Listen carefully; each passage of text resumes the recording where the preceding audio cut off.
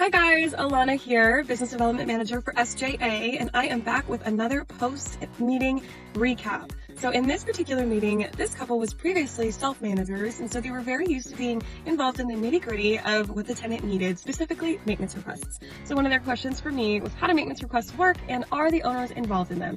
And so I was able to let them know that when a tenant has a maintenance request, it goes through us, so it doesn't go to the owner, and they can either call our maintenance coordination team or submit a request online. And first, we try to troubleshoot over the phone before sending somebody out to see if we can solve the issue. And then if we do need to send somebody out, we will go ahead and organize and schedule all of that for the owner so they do not need to be involved. The two part to this is that there is a $500 maintenance threshold.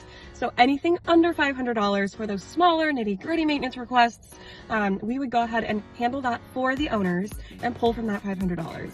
Now, anything that's over $500, we would reach out to the owners and get owner approval before we move forward.